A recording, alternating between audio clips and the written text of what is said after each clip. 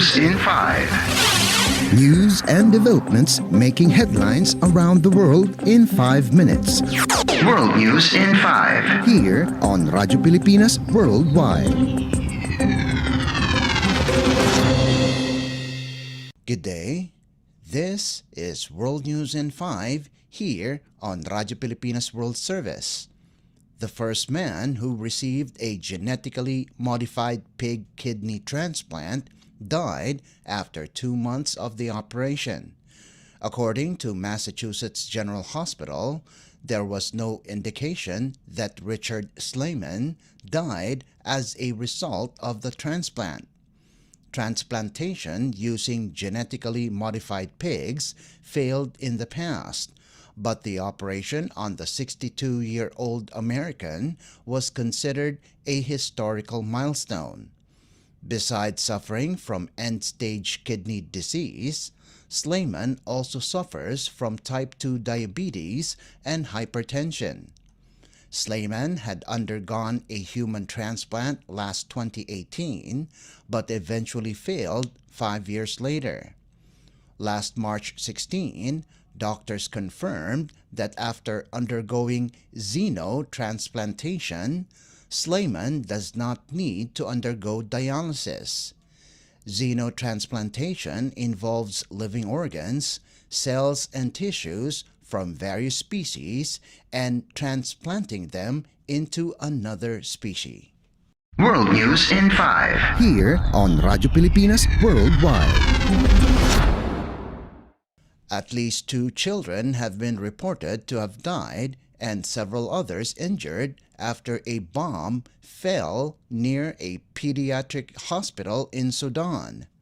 Fighting in the western Sudanese city of El Fasher between Sudan's army and the paramilitary Rapid Support Forces, or RSF, has intensified recently.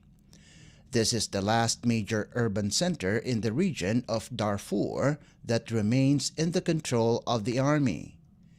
Patients were transferred to another hospital which had already admitted at least 160 wounded people. It is unclear, however, as to who was responsible for the attack. Fighting between RSF and Sudan's army has been going on for more than a year and has killed thousands of people, with millions evacuating their homes. Tensions in El Fasher has escalated since the middle of April, and RSF is threatening an all-out assault. World News in 5. Here on Radyo Pilipinas Worldwide. And news from the Philippines Foreign Service posts, Philippine Ambassador to Israel Pedro Lilo Jr. and a team from the Philippine Embassy in Israel met last May 8th with the management of the Ben Gurion International Airport, or BGIA, led by Managing Director Mr. Udi Bar-Oz, to discuss, among other things, the airport's readiness for evacuating Filipino nationals when necessary. At the meeting, Ambassador Lilo and his team discussed the possibility of repatriating a number of Filipino nationals in accordance with its contingency plan, in case of serious escalation in the security situation in Israel, and inquired about the airport's capabilities and requirements.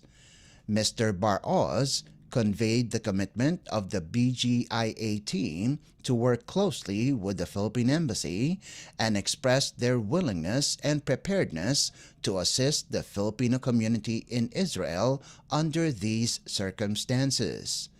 The ambassador was accompanied by the embassy's Assistance to Nationals Section Head, Vice Consul Patricia Narajos, Migrant Workers Office Head Rodolfo Gabasan, and Overseas Workers Welfare Officer in Charge Karen Joy Paduyao. World News in 5. Here on Radyo Pilipinas Worldwide.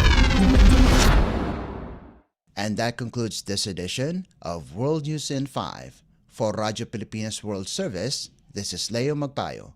Good day. World News in 5. News and developments making headlines around the world in 5 minutes. World News in 5. Here on Radyo Pilipinas Worldwide.